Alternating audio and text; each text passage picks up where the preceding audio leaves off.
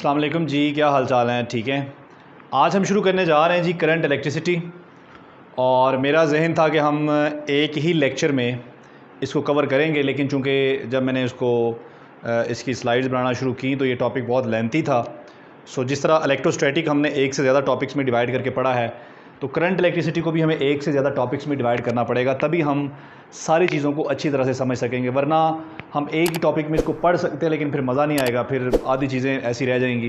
तो सारी चीज़ें पूरी तरह से जैसे उनको एक्सप्लेन होना चाहिए वैसे एक्सप्लेन नहीं होंगी, तो इसलिए फिर हम इसको दो हिस्सों में डिवाइड करेंगे। तो स्टार्ट करते हैं जी। पहली स्लाइड से हमारे पास सबसे पहले होगा जी करंट की डेफिनेशन। तो करंट क्या है? करंट का जो वर्ड है, आम तौर पर करंट का वर्ड हम यूज़ करते हैं फ़्लो के लिए। जिस तरह हम कहते हैं जी एयर करंट्स, यानी कि एयर जो है वो फ़्लो कर रही है, ठीक है जी, स्पेस में हमारे ऊपर, ठीक है। तो उसे हम कहते हैं एयर करंट्स, ठीक है। यानी कि एक कॉलम की शक्ल में, डिफरेंट कॉलम्स की शक्ल में एयर जो है वो फ़्लो कर रही होती है। इस तरह अगर हमारे पास वाटर फ़्लो कर रहा है कॉलम्स की शक्ल में, तो उसे हम वाटर करंट्स भी बोल सकते हैं। इसी तरह से अगर चार्जेस फ़्लो कर रहे हैं तो उसे हम बोलेंगे द करंट्स ऑफ चार्ज, ठीक है।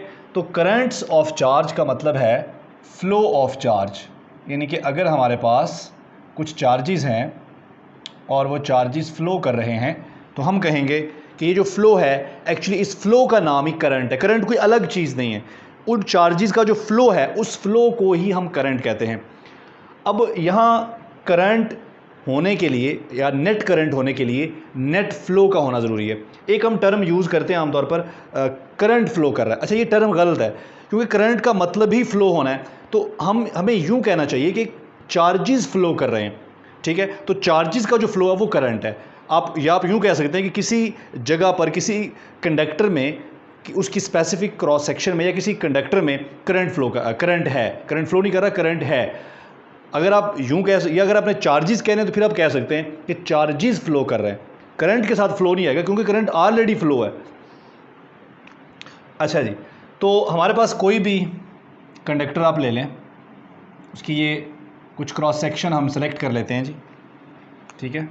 अगर इस क्रॉस सेक्शन में, ये जो क्रॉस सेक्शन मैंने सेलेक्ट की है, अगर इस क्रॉस सेक्शन में चार्जेस का नेट फ़्लो मौजूद है। अब नेट फ़्लो कैसे होगा कि चार्जेस जो है वो एक साइड से फ़्लो करते हुए आ रहे हैं, ठीक है।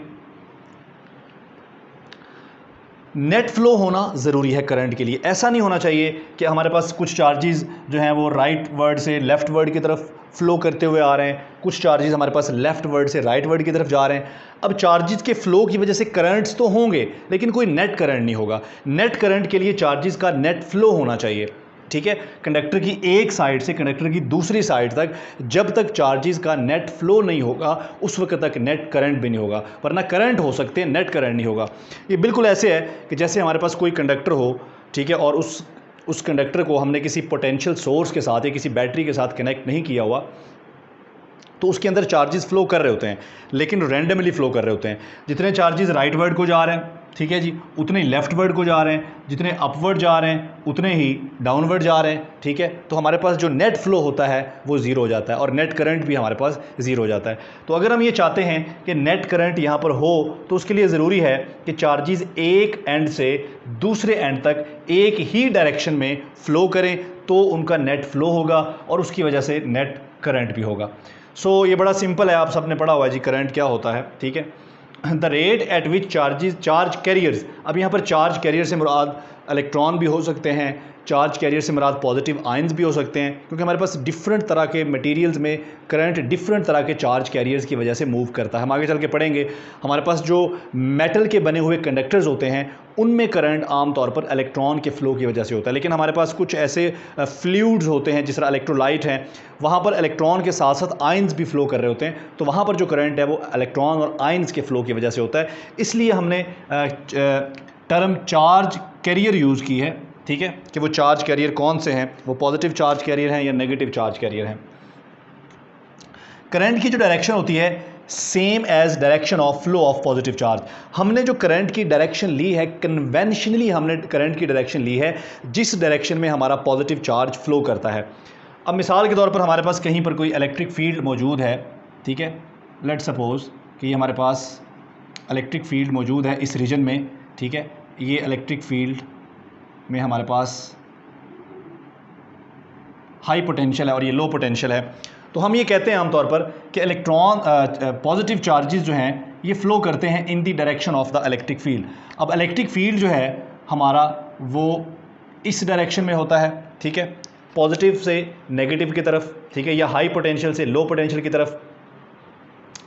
तो हमारे पॉजिटिव चार्जेस की डायरेक्शन इलेक्ट्रिक फील्ड की डायरेक्शन में ही होती है, तो इसलिए हमने करंट की डायरेक्शन भी पॉजिटिव चार्ज की डायरेक्शन ली है। लेकिन हमने देखा कि हमारे पास जो मेटल्स होते हैं, मेटल्स में करंट फ्लो करता है due to the flow of electrons, और इलेक्ट्रॉन्स का जो मोशन होता है वो हमेशा इलेक्ट्रिक फील्ड की डायरेक्शन के ऑपोजिट होता है। सो हमें मेटल्स के अंदर करंट की डायरेक्शन ये लेनी चाहिए, लेकिन कन्वेंशनली आज भी हम करंट की डायरेक्शन वही लेते हैं जो पॉजिटिव चार्ज के फ्लो करने की डायरेक्शन है। जब इलेक्ट्रिक फील्ड मुयस्सर आती है किसी भी पॉजिटिव चार्ज को, तो जिस डायरेक्शन में हमारा पॉजिटिव चार्ज फ्लो करता है हम अपने करंट की डायरेक्शन भी वही लेते हैं कन्वेंशनली। आमतौर पर इससे वैसे फ़र्क नहीं पड़ता, क्योंकि जितने हमारे नेगेटिव चार्जेस या नेगेटिव चार्ज कैरियर्स एक डायरेक्शन में फ्लो कर रहे होते हैं उतने पॉजिटिव चार्जेस दूसरी डायरेक्शन में भी फ्लो कर रहे होते हैं, तो इससे फ़र्क नहीं पड़ता कि आप पॉजिटिव चार्जेस की डायरेक्शन ले रहे हैं या नेगेटिव चार्जेस की डायरेक्शन ले रहे हैं। डायरेक्शंस की चॉइस वैसे भी आर्बिट्रेरी होती है, इससे मैग्नीट्यूड पर, करंट की मैग्नीट्यूड पर कोई फ़र्क नहीं पड़ता। And we are concerned with the magnitude of the current, हमें करंट का मैग्नीट्यूड इंपॉर्टेंट है, उसकी डायरेक्शन हमारे लिए इंपॉर्टेंट नहीं है। अच्छा, अब यहाँ पर क्वेश्चन आ जाता है जी कि करंट की चूँकि डायरेक्शन भी है तो ये फिर वेक्टर क्यों नहीं, ये स्केलर क्यों है? तो देखें करंट जो है वो वेक्टर कैलकुलस के रूल्स को फॉलो नहीं करता। अगर आप करंट की वेक्टर एडिशन करें या जो दूसरे हमारे वेक्टर कैलकुलस के रूल्स हैं अगर आप उनको अप्लाई करें तो करंट उनको फॉलो नहीं करता। तो हम ये कह सकते हैं कि करंट वेक्टर नहीं है, स्केलर है, और जितने भी स्केलर्स होते हैं हमें पता है कि उनको रैंक 0 टेंसर में रखा जा सकता है। तो आप ये कह सकते हैं कि करंट भी 0 रैंक टेंसर है, ये वेक्टर नहीं है, स्केलर है। अच्छा जी, करंट हमारे पास जो एवरेज करंट होता है rate of flow of charge, यानी कि rate of flow of charge को आप कैसे रिप्रेजेंट करते हो? चार्ज पर यूनिट टाइम, यानी कि कितने टाइम में कितना चार्ज किसी एक क्रॉस सेक्शन से एक साइड से दूसरी साइड की तरफ पास हो रहा है, ठीक है। अगर हमें इंस्टेंटेनियस करंट निकालना हो, current at any instant of time, तो ये हमारे पास dq/dt होता है। लेकिन एक्चुअली हम जो करंट निकालते हैं वो एवरेज करंट ही होते हैं, इंस्टेंटेनियस करंट हम कैलकुलेट नहीं करते। जो हमारे पास करंट के मैग्नीट्यूड्स होते हैं उसमें एक्चुअली हम एवरेज करंट ही कैलकुलेट कर रहे होते हैं। वो एक अलग बात है कि हम इसको जो है वो हमेशा आई एवरेज के साथ रिप्रेजेंट नहीं करते, हम करंट को आमतौर पर आई से ही रिप्रेजेंट करते हैं। लेकिन इसका मतलब यही होता है कि यहाँ पर एवरेज करंट की बात हो रही है, ठीक है, इंस्टेंटेनियस करंट की बात नहीं हो रही। करंट का यूनिट जो है वो एम्पेयर है, आपको पता है, और सीजीएस सिस्टम में करंट का यूनिट जो है वो बायोट है, और एक बायोट जो है ये 10 एम्पेयर के बराबर होता है। ये हमारे पास एमसीक्यूज़ में पूछा जा सकता है हमसे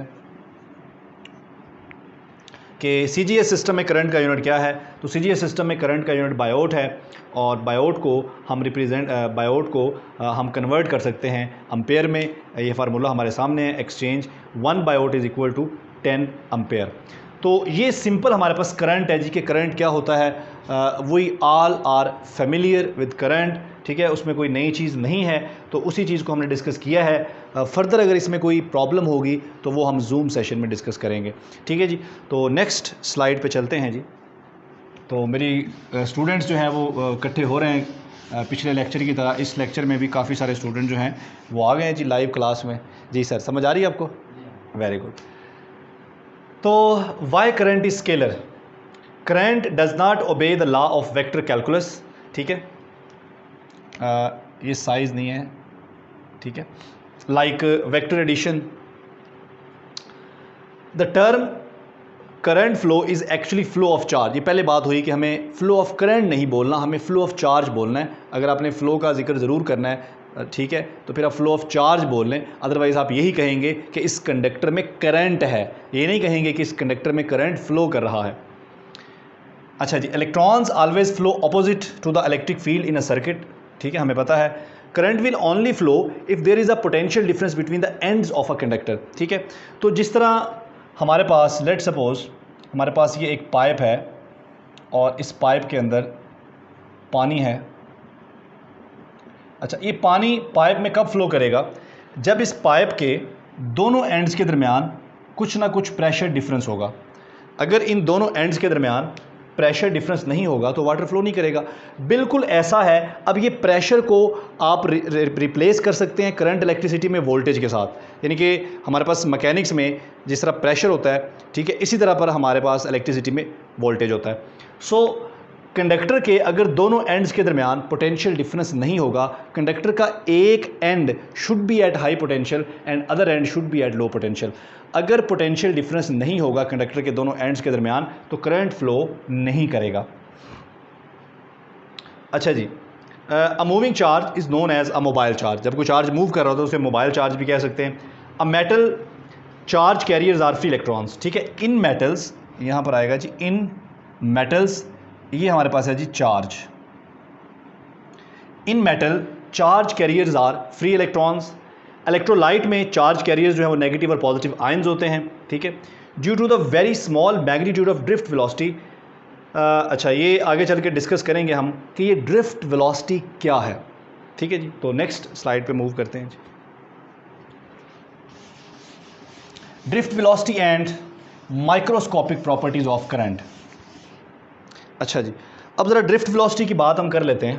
तो वही हम जी कंडक्टर की एग्ज़ाम्पल ले लेते हैं। हमारे पास ये कोई भी कंडक्टर है और इस कंडक्टर में इलेक्ट्रॉन जो है वो फ़्लो कर रहे हैं। जब तक आपने इस कंडक्टर को किसी पोटेंशियल डिफरेंस सोर्स या किसी बैटरी या किसी सेल के साथ कनेक्ट नहीं किया तो इसमें जो इलेक्ट्रॉन्स होते हैं वो रैंडमली मूव कर रहे होते हैं। ये कोई मेटल कंडक्टर है, ठीक है। इलेक्ट्रॉन्स के मोशन जो हैं दे आर वेरी रैंडम, ठीक है। अब होता क्या है कि कंडक्टर में करंट्स तो मौजूद हैं क्योंकि इलेक्ट्रॉन राइट वर्ड डायरेक्शन में भी मूव कर रहे हैं, लेफ्ट वर्ड, अपवर्ड, डाउनवर्ड, सारी डायरेक्शन में इलेक्ट्रॉन मूव कर रहे हैं। सो करंट्स तो यहाँ पर हैं, लेकिन जब आप उनका नेट करेंगे तो नेट करंट ज़ीरो हो जाएगा। इसलिए जब आप किसी कंडक्टर को टच करते हैं, ठीक है, अगर हमने उसे किसी बैटरी या किसी सेल के साथ कनेक्ट नहीं किया तो आपको कोई शॉक या कोई इलेक्ट्रिसिटी का फ्लो जो है वो वहाँ पर फील नहीं होता। लेकिन जो ही हम इस कंडक्टर को किसी पोटेंशियल सोर्स के साथ, किसी बैटरी के साथ कनेक्ट करेंगे तो उसकी वजह से ये होगा कि इस कंडक्टर के दोनों एंड्स का पोटेंशियल डिफरेंट हो जाएगा। लेट्स सपोज कि इसका पोटेंशियल हाई हो गया और इसका पोटेंशियल लो हो गया, ठीक है जी। तो अब इलेक्ट्रिक फील्ड जो है ये पॉजिटिव पोटेंशियल से नेगेटिव की तरफ होगी, इनके हाई पोटेंशियल से लो की तरफ। अब इलेक्ट्रॉन जो हैं जो कि पहले रैंडम मोशन में थे, रैंडमली मूव कर रहे थे, अब वो सारे के सारे इलेक्ट्रॉन मूव करना शुरू करेंगे इलेक्ट्रिक फील्ड के अपोजिट डायरेक्शन में। यहाँ पर एक बड़ा दिलचस्प फिनोमेना देखने में आता है। जब हमने पोटेंशियल सोर्स के साथ या बैटरी के साथ इस कंडक्टर को कनेक्ट नहीं किया था तो इस कंडक्टर में इलेक्ट्रॉन की जो स्पीड्स थी वो 10⁻⁶ से लेकर 10⁻⁷ यानी कि बहुत ही हाई स्पीड के साथ, मीटर पर सेकंड, बहुत ही हाई स्पीड के साथ इलेक्ट्रॉन मूव कर रहे थे। लेकिन जो ही हमने इसको पोटेंशियल सोर्स के साथ कनेक्ट किया, इन इलेक्ट्रॉन की स्पीड 10⁻⁶ से कम होकर 10⁻³ मीटर पर सेकंड रह गई। अब ऐसा क्यों हुआ?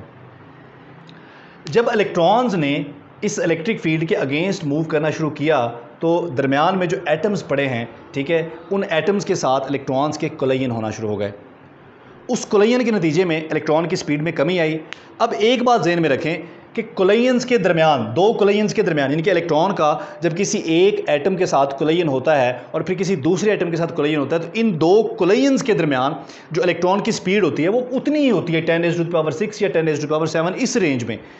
लेकिन इलेक्ट्रॉन की जो आगे फ्लो करने की या ड्रिफ्ट करने की, आगे बढ़ने की जो स्पीड होती है वो इन कोलिजन्स की वजह से जस्ट 10⁻³ रह जाती है। हम तो स्विच ऑन करते हैं तो फ़ौरन ही करंट आ जाता है, बल्ब फ़ौरन ही ऑन हो जाता है, कई घंटों बाद तो ऑन नहीं होता। तो ऐसा क्यों है? ठीक है, इसकी मिसाल आपके पास है। देखें, ये एक पाइप है और इस पाइप के अंदर हमारे पास पानी है, वाटर मॉलिक्यूल्स हैं, ठीक है।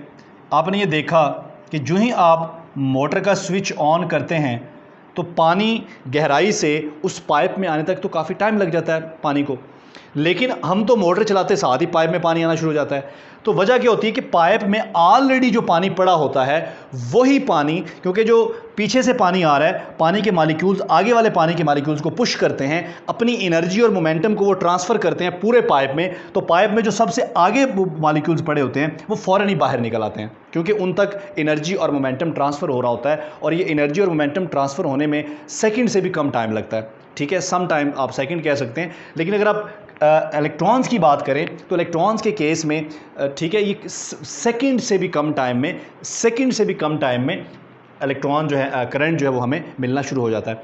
सो होता क्या है कि इन वायर्स के अंदर जो ऑलरेडी इलेक्ट्रॉन पड़े होते हैं, पीछे से जो इलेक्ट्रॉन आ रहे हैं वो इलेक्ट्रॉन अपने आगे वाले इलेक्ट्रॉन्स को पुश कर रहे हैं, ठीक है, उन कोलिजन्स हो रहे हैं, उन कोलिजन्स के नतीजे में वो एनर्जी ट्रांसफ़र कर रहे हैं, वो मोमेंटम ट्रांसफ़र कर रहे हैं। तो इस वजह से जो सबसे आगे यहाँ इलेक्ट्रॉन पड़े हैं, ठीक है, वो इलेक्ट्रॉन फ़ौरन ही जो है वो हमें करंट की सूरत में वहाँ पर वो रिसीव हो जाएगा। तो हमें लगेगा कि हमने स्विच ऑन किया तो फ़ौरन ही करंट आ गया। वो करंट इस इलेक्ट्रॉन की वजह से नहीं है जो हमारे कंडक्टर के एक एंड से उसने मूव करना शुरू किया है, तो उस एक इलेक्ट्रॉन की वजह से फ़ौरन करंट नहीं, या इन इलेक्ट्रॉन्स की वजह से फ़ौरन करंट नहीं आता, बल्कि जो ऑलरेडी इलेक्ट्रॉन स्टैक हुए होते हैं, जो ऑलरेडी उस कंडक्टर में, उस वायर में पड़े होते हैं, वही इलेक्ट्रॉन एक दूसरे को पुश करते हुए आगे को निकलते हैं, ठीक है जी। तो ये ऐसा होता क्यों है? ऐसा ये ड्रिफ्ट स्पीड की वजह से है, ठीक है, क्योंकि इलेक्ट्रॉन्स के कोलिजन्स होते हैं और कोलिजन्स की वजह से उनकी जो एवरेज स्पीड है वो बहुत ही कम रह जाती है। इसलिए एक इलेक्ट्रॉन को एक सर्किट में एक साइकिल पूरा करने में कई घंटे का टाइम लग सकता है, ठीक है। लेकिन मैंने आपको बताया शुरू में कि दो कोलिजन्स के दरमियान जो इलेक्ट्रॉन की स्पीड होती है, दो कोलिजन्स के दरमियान उसकी स्पीड इतनी ही होती है 10 रेज़ टू द पावर या 10 रेज़ टू द पावर 6 या 10 raise to the power 7 metre पर सेकंड। लेकिन आगे ड्रिफ्ट होने में या आगे बढ़ने में जो उसकी स्पीड है, एवरेज स्पीड, वो बहुत कम हो जाती है। अच्छा जी, अब हम जो करंट और ड्रिफ्ट वेलोसिटी का जो रिलेशन है उसको हम लिख सकते हैं जी।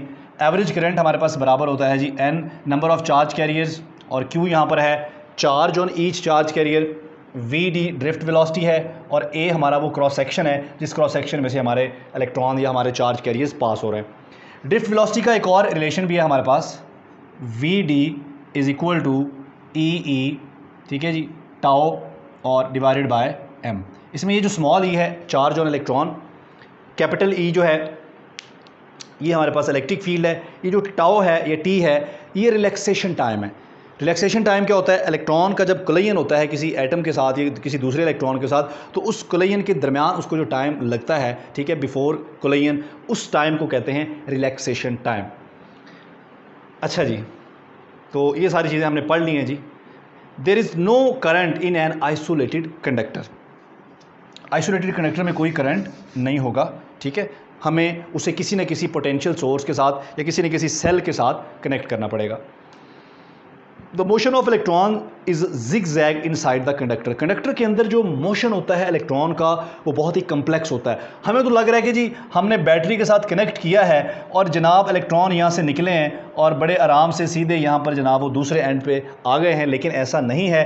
अंदर चूँकि एटम्स पड़े होते हैं, ठीक है जी, जिन एटम्स से ये इलेक्ट्रॉन्स फ्री हुए होते हैं, तो उन एटम्स के साथ कोलिजन की वजह से इलेक्ट्रॉन को रेजिस्टेंस फेस करना पड़ती है। तो एक्चुअल पाथ जो होता है इलेक्ट्रॉन का वो बहुत ही कम्प्लेक्स, इस तरह से जिग जैग टाइप का उनका मोशन होता है इनसाइड द कंडक्टर, और इसी वजह से जो एवरेज स्पीड है, आगे बढ़ने की स्पीड है, वो बहुत ही कम रह जाती है।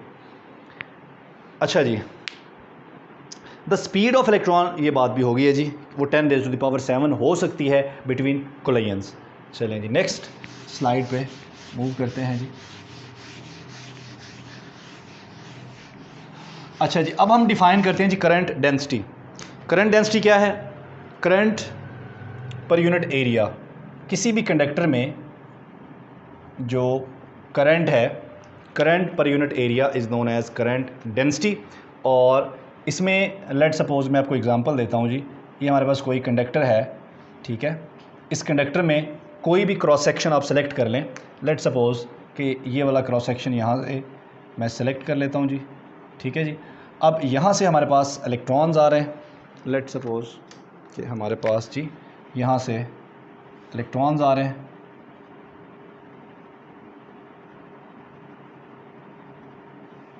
अब इस क्रॉस सेक्शन से, जो क्रॉस सेक्शन मैंने सेलेक्ट किया है, जितने इलेक्ट्रॉन फ्लो करेंगे, ठीक है, from one side to other, ये कहलाएगी हमारी करंट डेंसिटी। यहाँ पर एक चीज़ याद रखनी है कि ये जो क्रॉस सेक्शन आपने सेलेक्ट किया है, इस क्रॉस सेक्शन का प्लेन इलेक्ट्रॉन्स के परपेंडिकुलर होना चाहिए, तभी करंट डेंसिटी हम फाइंड कर सकेंगे। यानी कि ये जो क्रॉस सेक्शन मैंने सेलेक्ट किया है, लेट सपोज ये क्रॉस सेक्शन मैंने सेलेक्ट किया है, इस क्रॉस सेक्शन को परपेंडिकुलर होना चाहिए इलेक्ट्रॉन की डायरेक्शन ऑफ मोशन के। यानी कि इलेक्ट्रॉन ऐसे आ रहा है, तो ये क्रॉस सेक्शन जो मैंने सेलेक्ट किया है, इस क्रॉस सेक्शन का जो प्लेन है, उस प्लेन को should be perpendicular to the flow, should be perpendicular to the flow of electron, या should be perpendicular to the direction of motion of electron, तभी ये करंट डेंसिटी बनेगी।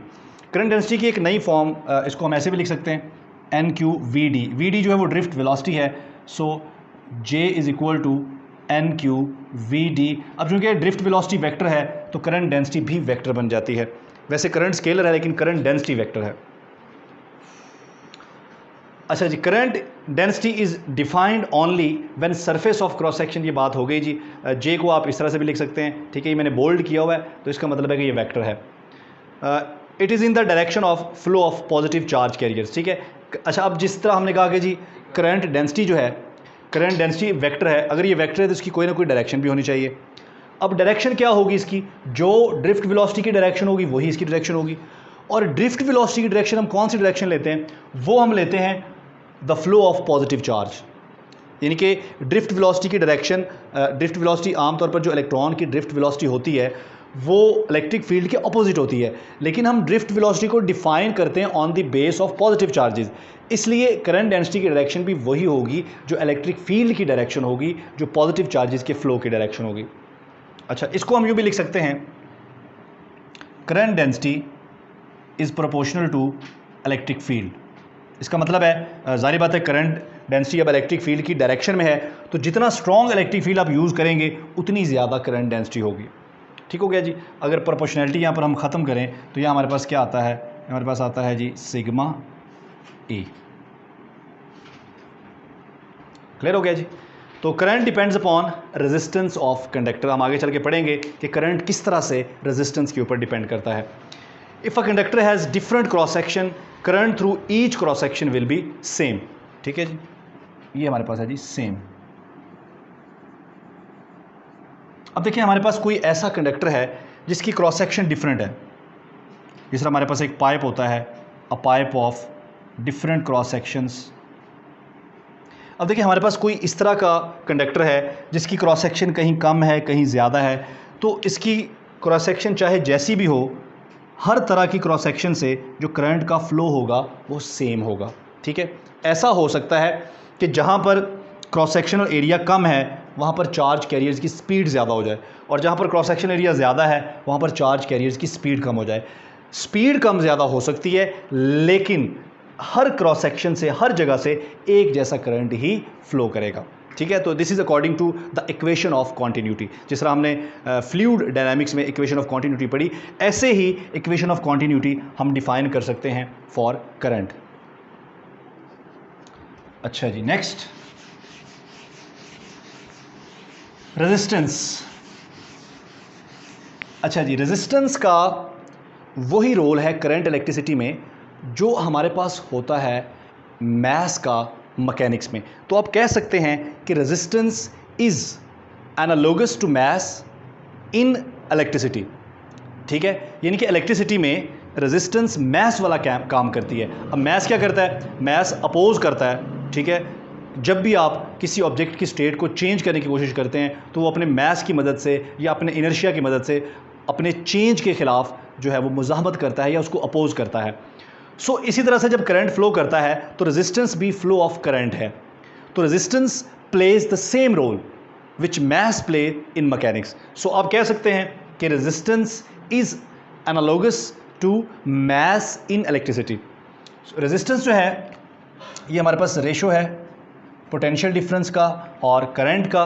इसका जो यूनिट है वो ओहम है, जो कि वोल्ट पर एम्पेयर के बराबर होता है। और सीजीएस सिस्टम में इसका यूनिट है जी एब ओहम, और एब ओहम जो है ये 10⁻⁻⁹ ओहम के बराबर होता है। और एफपीएस सिस्टम में रेजिस्टेंस का जो यूनिट है वो हमारे पास ओहम फीट होता है। तो रेजिस्टेंस है क्या? Opposition in flow of current, यानी कि जब भी करंट फ्लो करेगा तो चूँकि करंट फ्लो करता है इलेक्ट्रॉन्स, अगर हम मेटल्स की बात करें तो मेटालिक कंडक्टर्स में या मेटल्स में इलेक्ट्रॉन के फ्लो को हम करंट बोलते हैं। तो इलेक्ट्रॉन जब फ्लो कर रहे होते हैं तो उनके कोलिजन्स होते हैं उस मटेरियल के एटम्स या आयंस के साथ, ठीक है। तो उन कोलिजन्स की वजह से जो हमें रुकावट पेश आती है, जो इलेक्ट्रॉन को अपोजिशन फेस करना पड़ती है उन कोलिजन्स की वजह से, उसे हम कहते हैं रेजिस्टेंस।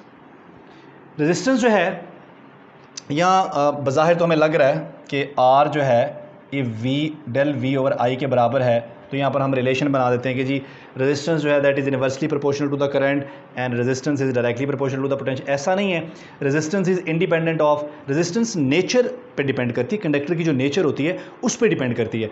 चूँकि रेजिस्टेंस प्रोपोर्शनैलिटी कांस्टेंट है, आगे चल के जब हम ओम्स लॉ पढ़ेंगे तो उसमें हम देखेंगे कि रेजिस्टेंस प्रोपोर्शनैलिटी कांस्टेंट है। अगर ये प्रोपोर्शनैलिटी कांस्टेंट है तो ये ना तो पोटेंशियल डिफरेंस पे डिपेंड करता है ना करंट पे डिपेंड करता है, ठीक है। तो ये डिपेंड करता है नेचर ऑफ द मटेरियल पे। अच्छा, यहाँ पर एक क्वेश्चन आता है कि अगर हमें दो कंडक्टर्स को कंपेयर करना हो, अगर हम दो कंडक्टर्स को कंपेयर कर रहे हो तो फिर हम आर वी और आई के दरमियान रिलेशन बना सकते हैं, लेकिन फिर भी आर वी और आई पे डिपेंड नहीं कर रहा होता, आर सिर्फ नेचर पे डिपेंड करता है, रेजिस्टेंस सिर्फ नेचर पे डिपेंड करती है, ये पोटेंशियल पे या करंट पे डिपेंड नहीं करती, क्योंकि ये प्रोपोर्शनैलिटी कांस्टेंट है। लेकिन जब आप कंपेयर कर रहे होते हैं, कंपेयर कैसे कर रहे होते हैं, मतलब आप ये कहें कि जी हमारे पास दो कंडक्टर्स हैं, ठीक है जी, एक हमारे पास कंडक्टर की रेजिस्टेंस R1 है और दूसरे की R2 है, और आप ये कहते हैं कि जी दोनों को आपने सेम पोटेंशियल दिया है। अगर हमें कंपेयर करना है कि जी हमारे पास दो कंडक्टर्स हैं और एक की रेजिस्टेंस R1 है दूसरे की R2, आपसे कहा जाता है कि दोनों को सेम पोटेंशियल दिया गया है, डेल वी जो है वो सेम है। अच्छा, हम क्या करेंगे, जो चीज़ सेम होती है ना उसको हम एक साइड पे निकाल लेते हैं, मतलब डेल वी को हम साइड पे निकाल लेते हैं जी, तो डेल वी हमारे पास क्या आ जाएगा, ये आ जाएगा आई आर। अब आप दो कंडक्टर्स को कंपेयर कर रहे हैं, यहाँ पर आप ये कह सकते हैं कि डेल वी कांस्टेंट है, इसलिए आई और आर इन्वर्सली प्रोपोर्शनल हो गए। मतलब जिस कंडक्टर की रेजिस्टेंस ज़्यादा होगी उसमें करंट कम फ्लो कर रहा होगा, और जिस कंडक्टर की रेजिस्टेंस कम होगी उसमें करंट ज़्यादा फ्लो कर रहा होगा। तो यहाँ पर कंपैरिजन है, इसका मतलब ये नहीं हुआ कि अब रेजिस्टेंस ने आई या वी पे डिपेंड करना शुरू कर दिया, यहाँ कंपैरिजन हो रहा है दो कंडक्टर्स का, तो यहाँ पर ये रिलेशन बन रहा है। अदरवाइज रेजिस्टेंस ना तो पोटेंशियल डिफरेंस पे डिपेंड करती है और ना करंट पे डिपेंड करती है, ये दोनों से इंडिपेंडेंट है क्योंकि ये प्रोपोर्शनैलिटी कांस्टेंट है। अच्छा जी, नेक्स्ट स्लाइड पे मूव करते हैं जी। अच्छा जी, resistance is property of an object. अच्छा, यहाँ पर मैंने अक्सर देखा है कि लोग ये कहते हैं कि जी रेजिस्टेंस जो होती है वो करैक्टरिस्टिक ऑफ मटेरियल होती है और रेजिस्टिविटी जो है वो प्रॉपर्टी ऑफ मटेरियल होती है। तो ऐसा बिल्कुल नहीं है, रेजिस्टेंस और रेजिस्टिविटी ये दोनों ही मटेरियल की प्रॉपर्टीज़ हैं। अब दोनों में फ़र्क क्या है ये ज़रा देखिएगा। Resistance is property of an object, यहाँ पर एक और चीज़ में फ़र्क करते जाएं, ऑब्जेक्ट में और सब्सटेंस में क्या फ़र्क है। मसलन मैं कहता हूँ कि ये एक ऑब्जेक्ट है, ये पेन एक ऑब्जेक्ट है, इसके अंदर जिससे मिलकर ये बना है, इसके अंदर जो एटम्स हैं या इसके अंदर जो इलेक्ट्रॉन्स हैं या पार्टिकल्स हैं जिनसे मिलकर बना है, वो पार्टिकल्स सब्सटेंस हैं। समझ आई? तो रेजिस्टेंस जो है वो प्रॉपर्टी ऑफ ऑब्जेक्ट है और जो रेजिस्टिविटी है वो प्रॉपर्टी ऑफ सब्सटेंस है। तो चूँकि रेजिस्टेंस प्रॉपर्टी ऑफ ऑब्जेक्ट है इसलिए ये फिज़िकल डायमेंशंस पे डिपेंड करती है, ये लेंथ पे, एरिया पे डिपेंड करती है। लेकिन जो रेजिस्टिविटी है वो प्रॉपर्टी ऑफ सब्सटेंस है, चूँकि वो प्रॉपर्टी ऑफ सब्सटेंस है इसलिए वो फिज़िकल डायमेंशंस पे डिपेंड नहीं करती। रेजिस्टिविटी जो है वो लेंथ और एरिया वगैरह पे डिपेंड नहीं करती क्योंकि वो प्रॉपर्टी ऑफ सब्सटेंस है। Resistance is property of an object, property आपको समझ आ गया कि ऑब्जेक्ट की प्रॉपर्टी क्या होती है और सब्सटेंस क्या होता है। It depends upon length cross sectional area of material of conductor, यानी कि रेजिस्टेंस जो होती है ये डायरेक्टली प्रोपोर्शनल होती है लेंथ ऑफ कंडक्टर के और इन्वर्सली प्रोपोर्शनल होती है एरिया ऑफ द कंडक्टर के। इट इज़ एनालॉज को और करंट को, और ओम लॉ ये भी नहीं है जो हम लिखते हैं, ठीक है, ये हमारी डेफिनेशन है रेजिस्टेंस की। तो एक्चुअली ओम लॉ की जो इक्वेशन है वो भी हम चल के देखते हैं आगे क्या है। A quantitative statement that connects voltage and current in a circuit through a constant R, it is similar to Newton's second law in mechanics. तो एक्चुअली हम पोटेंशियल डिफरेंस को कनेक्ट करते हैं करंट के साथ इस इक्वेशन के ज़रिए, और यहाँ पर जो प्रोपोर्शनैलिटी कांस्टेंट आता है वो आता है R, which is known as resistance of conductor, जो पीछे हमने पढ़ा। तो देखिए R प्रोपोर्शनैलिटी कांस्टेंट, अगर ये प्रोपोर्शनैलिटी कांस्टेंट है तो फिर इसको I और V पे डिपेंड नहीं करना चाहिए।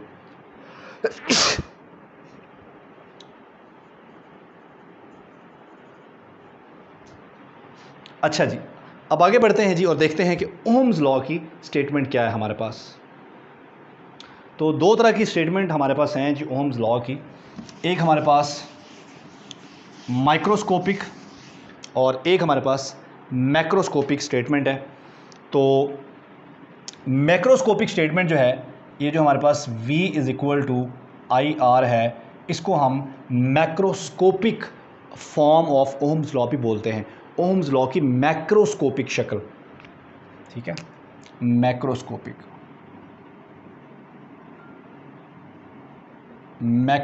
फॉर्म, ठीक है। एक हमारे पास माइक्रोस्कोपिक फॉर्म भी है ओम्स लॉ की। तो अगली स्लाइड ज़रा खोल लें, उस पर देखते हैं कि हमारे पास माइक्रोस्कोपिक फॉर्म, ये देखें जी, ये हमारे पास है माइक्रोस्कोपिक फॉर्म, ठीक है जी। तो ये हमारे पास आ गया जी E इज़ इक्वल टू, इसको यहाँ पर रो होना चाहिए, E is proportional to J, ठीक है, यानी कि current density is directly proportional to electric field. अगर आप प्रोपोर्शनैलिटी यहाँ पर इसको सिंप्लीफाई करते हैं तो एक प्रोपोर्शनैलिटी कांस्टेंट आएगा, that proportionality constant is rho, so rho is equal to E by J। तो ये जो रो है that is called resistivity of the material.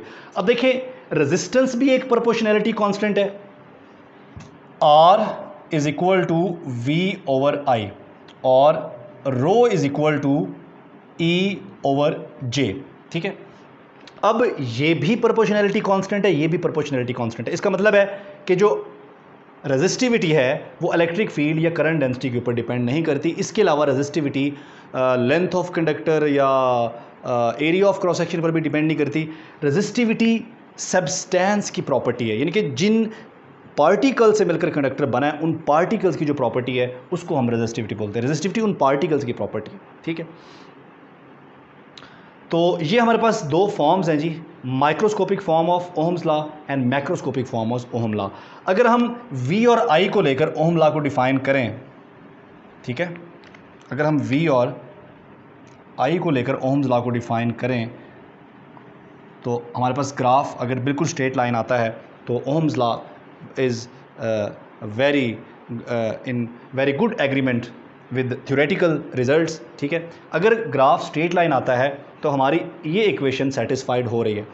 तो वो तमाम मटेरियल्स जिनका VI ग्राफ बिल्कुल इस तरह की स्ट्रेट लाइन आता है, बिल्कुल ऐसी लाइन आता है, ठीक है, विद मैक्सिमम स्लोप, ठीक है, तो हम कहेंगे कि ये वाले मटेरियल जो हैं दे आर ओमिक मटेरियल या ओमिक डिवाइसेस, क्योंकि उनका ग्राफ बिल्कुल ओम लॉ की जो प्रेडिक्शन है उसके मुताबिक आ रहा है। ओम लॉ भी तो ये प्रेडिक्ट कर रहा है ना कि करंट और वोल्टेज किसी भी कंडक्टर में डायरेक्टली प्रोपोर्शनल रहेंगे अगर उसकी फिजिकल स्टेट कंडक्टर की चेंज ना होने पाए, कंडक्टर का टेम्परेचर वगैरह आप चेंज ना होने दें, तो करंट और वोल्टेज के दरमियान जो ग्राफ है वो यूँ बनना चाहिए, एक मैक्सिमम स्लोप लाइन आनी चाहिए।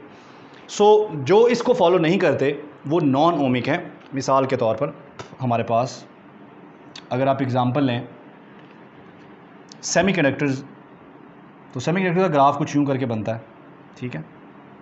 तो ये अब स्ट्रेट लाइन तो नहीं है, ठीक है, तो ये क्या है, नॉन ओमिक।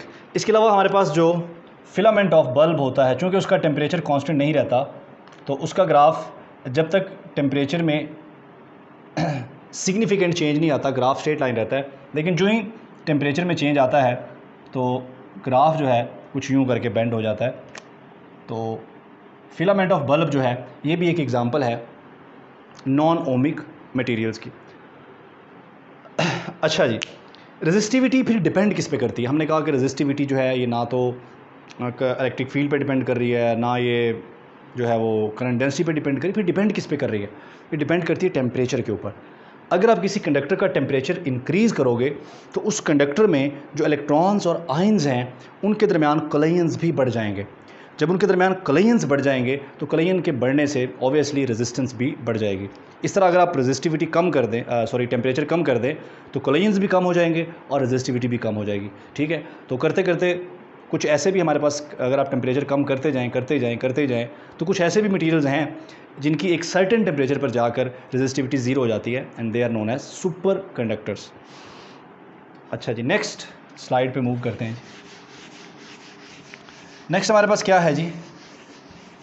रिमेंबर है जी। और रिमेंबर जो ये बड़ा इंपॉर्टेंट होता है हमारे लिए, क्योंकि यहाँ से बहुत सारे क्वेश्चंस निकल सकते हैं। Physical state of conductor must be constant to apply Ohm's law, you know, ये भी हो गया, ये भी हो गया जी।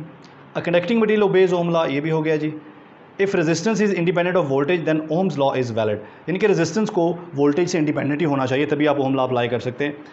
अच्छा, ये भी लॉ नहीं है, ये क्वांटिटेटिव स्टेटमेंट है, ये भी बात हो गई है। चलें जी, नेक्स्ट स्लाइड पे मूव कर जाएं जी। रेजिस्टिविटी, तो रेजिस्टिविटी की भी सारी बात हो गई है। ठीक है जी, तो नेक्स्ट मूव करते हैं जी।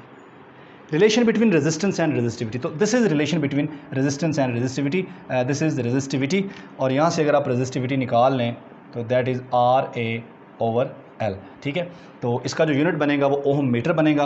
कंडक्टिविटी जो है ये रेसिप्रोकल है रेजिस्टिविटी का, so conductivity is reciprocal of resistivity. तो ये हमारे पास है जी conductivity which is equal to J/E जी। रेजिस्टिविटी और टेम्परेचर के दरमियान रिलेशन जो है वो हम टेम्परेचर कोएफिशिएंट से अल्फ़ा से डिफ़ाइन कर सकते हैं। तो अल्फ़ा हमारे पास टेम्परेचर कोएफिशिएंट होता है, ये होता है जी, अगर आप इसको रेजिस्टिविटी की फॉर्म में लिखें तो ये ρT माइनस ρ0 और डिवाइडेड बाय ρ0T। ठीक है, इसी तरह से अगर आप इसको रेजिस्टेंस की फॉर्म में लिखें तो ये हमारे पास आएगा RT minus R0 over R0T। तो अल्फ़ा एक ऐसा नंबर है जो ये मेजर करता है कि अगर टेम्परेचर में 1 डिग्री सेंटीग्रेड आप चेंज करेंगे तो उसकी वजह से, या 1 केल्विन अगर आप चेंज करेंगे तो उसकी वजह से रेजिस्टेंस में या रेजिस्टिविटी में कितना चेंज आएगा। तो रेजिस्टिविटी और रेजिस्टेंस दोनों ही टेम्परेचर पर डिपेंड करती हैं। आप टेम्परेचर बढ़ाएंगे तो हमारे जो मेटल्स होते हैं, मेटल्स की रेजिस्टेंस, या हमारे पास जो कंडक्टर्स होते हैं, ठीक है, उनकी रेजिस्टेंस टेम्परेचर बढ़ाने से बढ़ती है। लेकिन कुछ ऐसे भी मटीरियल्स होते हैं जिनकी रेजिस्टेंस टेम्परेचर बढ़ाने से कम होती है। ठीक है, अच्छा जी, thermal coefficient of resistance and resistivity हमने ये बताया। A number that measures the change in resistivity with time. ठीक है, विद टाइम नहीं है, ये विद टेम्परेचर है। अच्छा जी, तो अब हमारे पास है जी कंडक्टेंस। ज़रा पिछली स्लाइड खोलिएगा, हम कंडक्टिविटी वाला जो स्लाइड था पीछे, नहीं आगे इससे आगे, रेजिस्टिविटी से आगे जी, ये कंडक्टिविटी वाला स्लाइड था हमारे पास। तो कंडक्टिविटी जो है ये हमारे पास रेसिप्रोकल था रेजिस्टिविटी का। तो कंडक्टेंस क्या है? वो रेसिप्रोकल है रेजिस्टेंस का। चलें जी, नेक्स्ट अब दिखा दें पीछे जी, ये देखें जी, reciprocal of resistance is conductance. इनके आप इसको लिख सकते हैं 1/R and which is equal to I/V, यानी कि हमारे पास जो रेजिस्टेंस होती है ये हमारे पास बराबर होती है V/I। अगर हम इसका रेसिप्रोकल ले लें I/V कर दें तो ये हमारे पास 1/R हो जाएगा, and that is equal to conductance. अब रेजिस्टेंस का जो यूनिट है वो है ओम, तो इसका यूनिट ज़ाहिर बात है उलट हो जाएगा, ये हो जाएगा पर ओम। तो पर ओम को हम साइमन भी लिखते हैं, या इसको हम मोहो या MHO भी लिखते हैं, या इसको हम साइमन भी लिखते हैं। सो इसका जो यूनिट है वो साइमन भी हो सकता है और पर ओम भी हो सकता है। इसी तरह से जो कंडक्टिविटी है, कंडक्टिविटी हमारे पास रेसिप्रोकल है रेजिस्टिविटी का। अब रेजिस्टिविटी का जो यूनिट है वो ओम मीटर है, तो इसका यूनिट क्या हो जाएगा? इसका यूनिट हो जाएगा जी पर ओम और पर मीटर, या इसको हम पर ओम को हम लिख सकते हैं साइमन पर मीटर। क्लियर हो गया जी, आगे मूव करते हैं जी। सुपर कंडक्टर्स जी, सुपर कंडक्टर्स हमारे पास ऐसे कंडक्टर्स होते हैं जिनकी रेजिस्टिविटी एक सर्टेन टेम्परेचर से बिलो अगर आप टेम्परेचर करेंगे तो ज़ीरो हो जाएगी। इनको हम, इस टेम्परेचर को हम क्रिटिकल टेम्परेचर बोलते हैं। ठीक है, लेट्स सपोज कि हम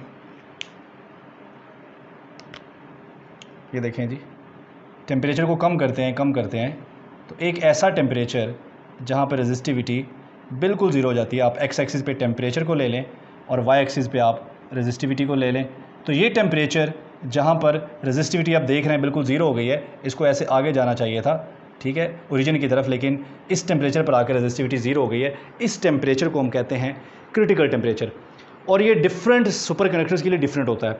तो सबसे पहला जो सुपर कंडक्टर हमने डिस्कवर किया था, मरकरी 4.2 केल्विन पर सुपर कंडक्टर था। ये टेम्परेचर अगर आप डिग्री सेंटीग्रेड में कन्वर्ट करें तो ये -273 में से अगर आप माइनस करें 4 तो -269, बहुत ज़्यादा टेम्परेचर, बहुत ही लो टेम्परेचर है।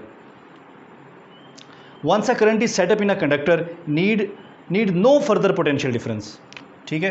तो एक दफ़ा आपने करंट इसमें सेटअप कर लिया तो उसके बाद वो इन्फिनिट टाइम के लिए करंट उसमें रह सकता है, बिकॉज कोई रेजिस्टेंस ही नहीं है। इलेक्ट्रॉन्स की जो एनर्जीज़ हैं वो कहीं पर भी जो है वो कन्वर्ट नहीं हो रही हीट में, या कहीं पर भी वो डिसिपेट नहीं हो रही एनर्जीज। सो करंट एक दफ़ा सेटअप हो गया तो it can stay inside the conductor for very very long time. तो नेक्स्ट स्लाइड पे देखते हैं जी हमारे पास क्या है जी, इलेक्ट्रिकल पावर। तो जिस तरह हमारे पास आम पावर होती है ऐसी हमारे पास इलेक्ट्रिकल पावर है, ठीक है। इलेक्ट्रॉन जब फ्लो कर रहे होते हैं सर्किट में, तो जब ये इलेक्ट्रॉन किसी लोड से या किसी रेजिस्टर से पास होते हैं तो वहाँ पर इनकी जो एनर्जीज़ हैं वो उस रेजिस्टर में डिसिपेट हो जाती हैं due to collision between the atoms and molecules of the resistor. So इसको हम कहते हैं पावर डिसिपेशन। ये जो एनर्जी डिसिपेट होती है, ठीक है, एनर्जी पर यूनिट टाइम, ये जो एनर्जी डिसिपेट होती है रेजिस्टर में, ये एनर्जी पर यूनिट टाइम, ये हमारे पास बराबर होता है पावर के, और इसको हम लिख सकते हैं P = VI। लेकिन यहाँ पर पावर के दो रिलेशंस और भी बनते हैं। अगर हम V को पुट कर दें IR के बराबर तो यहाँ पर ये पावर बन जाएगी I²R। इसी तरह से अगर हम I को पुट कर दें V/R तो ये पावर बन जाएगी V²/R। अब यहाँ पर आती है कन्फ्यूजन ये आती है कि क्या पावर, अगर आप इस रिलेशन को देखें तो पावर और रेजिस्टेंस डायरेक्टली प्रोपोर्शनल है। अगर आप इस रिलेशन को देखें तो पावर और रेजिस्टेंस जो हैं वो इन्वर्सली प्रोपोर्शनल है, ठीक है। तो बात समझ नहीं आती, बच्चे कंफ्यूज हो जाते हैं कि जी ये पावर डायरेक्टली है कि इन्वर्सली है, दोनों रिलेशन डिफरेंट हैं। तो देखिए जो रेजिस्टेंस है, पहली तो बात है कि वो पावर पे डिपेंड ही नहीं करती, ठीक है। दूसरी बात ये है कि जो ये वाला रिलेशन है ये हम तब अप्लाई कर सकते हैं जब सर्किट में करंट हमें कांस्टेंट रखना हो। तो जब करंट कांस्टेंट रखना हो तो बैटरी जो पावर डिलीवर करती है चार्जेस को करंट कांस्टेंट करने के लिए, उस पावर का रिलेशन ये है।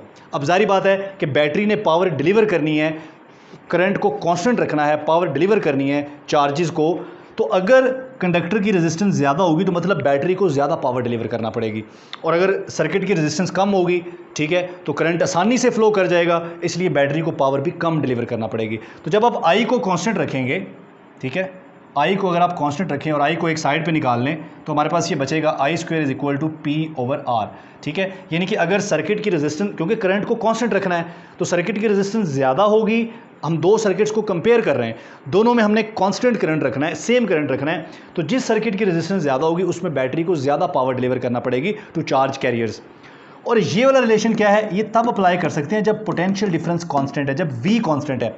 अगर किसी कंडक्टर को या दो डिफरेंट कंडक्टर्स को आप सेम पोटेंशियल के साथ कनेक्ट करते हैं तो जिस कंडक्टर की रेजिस्टेंस कम होगी या जिस रेजिस्टर की रेजिस्टेंस कम होगी उसमें ज़्यादा करंट फ्लो करेगा। अगर करंट ज़्यादा फ्लो करेगा तो पावर डिसिपेशन भी ज़्यादा होगी, और ऐसा रेजिस्टर या ऐसा सर्किट जिसकी रेजिस्टेंस ज़्यादा होगी उसमें ज़ाहिर बात है कम करंट होगा, कम चार्जेस फ्लो करेंगे, और अगर कम चार्जेस फ्लो करेंगे तो पावर डिसिपेशन भी कम होगी। इसलिए ये दोनों रिलेशन जो है वो बिल्कुल ठीक हैं, दोनों की जो एप्लीकेशंस हैं वो डिफरेंट हैं, दोनों का इस्तेमाल डिफरेंट है। इसलिए आपने इसको ज़रा डिफ्रेंशिएट करना है कि करंट कांस्टेंट हो तो ये रिलेशन लगाना है, इसका मतलब क्या है, अगर पोटेंशियल डिफरेंस कांस्टेंट हो तो ये रिलेशन लगाना है और इसका मतलब क्या है। क्लियर हो गया जी। तो ये थी हमारी पावर और पावर डिसिपेशन। तो नेक्स्ट देखिए हमारे पास क्या आता है जी। तो इसके साथ ही हमारा आज का लेक्चर जो है ये कंप्लीट हो गया है जी। तो इंशाल्लाह नेक्स्ट लेक्चर जो है उसमें हम देखेंगे इलेक्ट्रिसिटी 2। उसमें हम रेजिस्टेंस के कम्बिनेशंस, सेल के कम्बिनेशन और बहुत ही इंपॉर्टेंट हमारा लेक्चर है इलेक्ट्रिसिटी 2 का। Thank you.